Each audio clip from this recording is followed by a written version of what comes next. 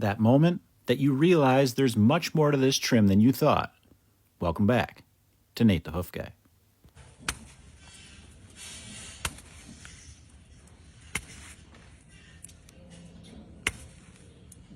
When this cow walked in the chute, I didn't notice any problem whatsoever. So quite the surprise when I pick this foot up and start to trim it, and I find this.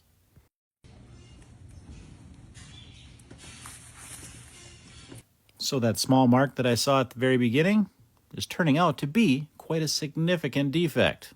And you'll see by the end of this, it goes much further.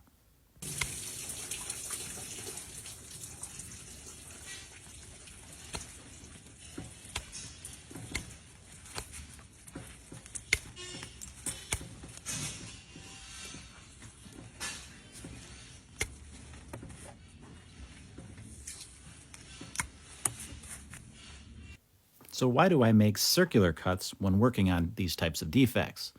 The reason that is because most of the time this hoof horn will separate in a circular pattern around that very lesion in the claw. So here, right up against that outside wall is the lesion.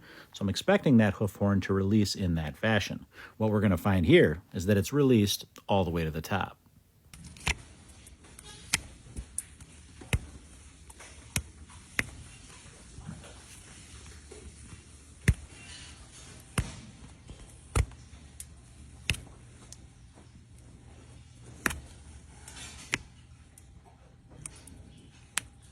How do I know what needs to come away?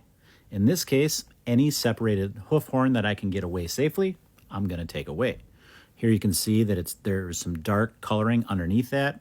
I know that the reason it's dark is because debris was able to get up underneath that released horn, so I need to remove this released horn as much as I can. I'm going to continue to do that until this lesion is completely free or until I run out of loose horn.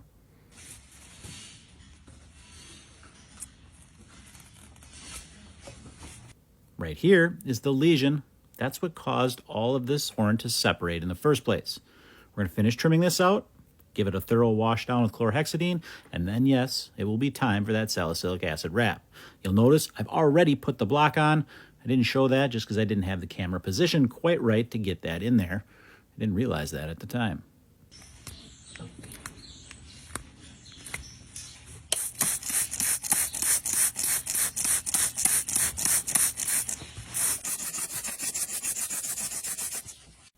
I pat the area dry just to make sure that it's perfectly clean and that my salicylic acid can make direct contact with that lesion and take care of any dermatitis that might be there.